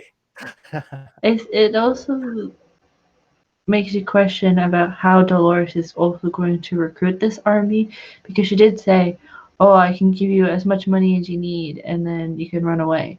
First of all, where is he going to run away to? But I feel like the only like two people that he actually knows besides Dolores and George were the two people he did the business transaction with in the first episode. They're obviously going to come back and join the team of let's revolt against everybody else. But I guess she's going to put out something on Rico app because, I mean, it's a group of criminals, so it's like, let me just revolt against the government, sure, or revolt against the big system, sure. Yeah. I don't know. It seems like there's going to be some sort of business deal that she's going to have to sit in with. She's going to have to shake hands with the devil. And Philip, I'm totally with you, and I do not mean to speak for you, sir. by any means. This is a show that has brought me around to more of thinking of not dismissing others' beliefs. And by no means do I made a blanket statement. That was a bad choice. Morals, but that's a very interesting concept in which you bring up, that you say morals are common sense. So I love those, Philip. That's what I like. I like that type of conversation. Like this fucking book behind me, full of them. I recommend you get it. It's not the best read. It's a little dry, but it's pretty good. But it brings up these things of inherent evil, inherent good, all these absolutisms and stuff like that. So no, I don't mean to speak for any of you guys. I'm saying in my 20s, I went through that usual pseudo-intellectual stage of just dismissing anything and having to say other people are wrong for me to be right. And I've really learned to go away from that, because I don't need to prove you wrong for me to be right. And my spiritual stance is in no means aligned with any strict religious view. But yeah, I think it's fascinating, man. And I think what you bring up right there, even with your bullshit, and I love it because I'm a foul-mouthed motherfucker. You said bullshit. Morals are derived from common sense. Yeah, I love that. And part of me believes that. I'm with you on that. So yeah, I'm not speaking with you, brother, or for you, brother. Unless you want me to, go ahead. I'll be the well-spoken fool. No, but these people that are with me are by no means fools. And thank you for jumping in on the spot. First off, Johnny, what are you at for subs? 800? I'm getting close there. Can we get him to 1,000? Come on, let's. It's fucking absurd to me. It really is. It's getting offensive. I feel offended that you're not over 1,000. I really do. I feel offended that I'm not over 10. But I mean, it's advantageous for me. Let's get Mackenzie. Okay, let's move Mackenzie up to 750. Get Johnny over, and then we move it from there. We all move up together. But honestly, you're putting together great polished videos. Mackenzie's doing reaction videos, which I think really suits you, Mackenzie, and I love it. I love your insight. I love how I'm able to talk to you off screen and on screen, and you're so insightful. And by the way, Mackenzie tends to be right about shit. In all these things. Yeah, she's a soft him right about the William stuff. It is. I know. I called the thing with the Vikings 2 seasons last season. The season before last season. You're very soft spoken, but when you speak truth. And it's really, maybe it's because you don't scream it to the world. I'll come and gloat on Sunday if I'm actually be correct. very pretentious. Yeah, be very to be a foul-mouthed sailor in about a year. Well, we got a worker. I think Westworld must have been stealing from my theory. So yeah, don't. So be wary. Yeah, Mackenzie tends to get it right. She's just you're very soft spoken, but I guess everybody's soft spoken compared to me, right? So no, I love you guys. I can't wait to have everybody. Thank you guys for the support. Everybody. I saw a few of you guys that was in Kyle's stream from the other day. Very happy to expand the fandom and welcome in creators. I love to see, different takes on it and stuff like that. And that's the way it is. It's fandom family, people. So thank you for supporting me. I will support you. And let's grow together, people. Westworld really isn't that large of a fandom as far as content creators go. Especially those of worth. So, I'm always happy to have more in. And I think that, definitely this season is going to be a fun season, but also a very impactful season. So make sure to support on, as far as subscribe, but make sure to check out the Patreon.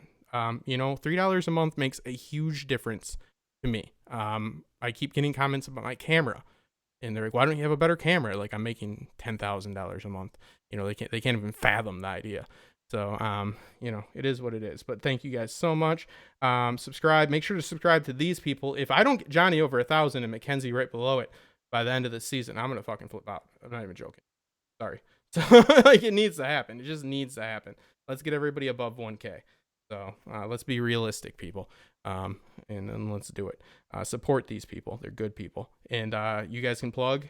Do your stuff, and we'll make sure to get those links in there. And thank you so much for joining me on a moment's notice. Yeah, go check out House of the Conqueror, doing Ragnarok videos, Westworld videos, The Great Spring Sickness, A Song of Ice and Fire streams. You'll have theory videos, lore videos. I'm going to do some stuff on the Norse gods. I'm going to do some stuff on some more obscure gods. So there's a lot of stuff coming up on my channel. There'll be a lot of history and lore and fun, interesting topics. Come on over there and hang out. We'll have a good old time. that's about it. We'll every Wednesday on Mackenzie's channel, every Sunday on Justin's channel, we'll be hitting up the Westworld and getting all theoretical and philosophical, as much as my daddy Justin will let me. But Yeah, I like it. I appreciate it, man. I appreciate everyone in the chat. This has been a really fun time. Nice little shindig, and I can't wait to do it again. Yeah. Yeah, you can find me on the episode club. That's where I mostly go as now. But yeah, every Wednesday we talk about Westworld, or so first episode we had Justin. The second episode we had Hack Dogma, and last on Wednesday we had AU. So yeah, we're gonna go over Westworld. I also react to the episode, which usually goes up a couple days or like at least by Tuesday every week. So yeah, I've been doing that. Yeah, we've also have Johnny on mine as well, and who yeah, we have that, and this was fun. I mean, to talk about Westworld when that's the day before the new season. The new episode is always good. The truth is always soft spoken. Yeah. The soft spoken truth. Yeah, that should be the name of your channel. I'll brand it right exactly. now. No. And so Alexa, play us out. Alexa, play me a song. No, Alexa, sing a song.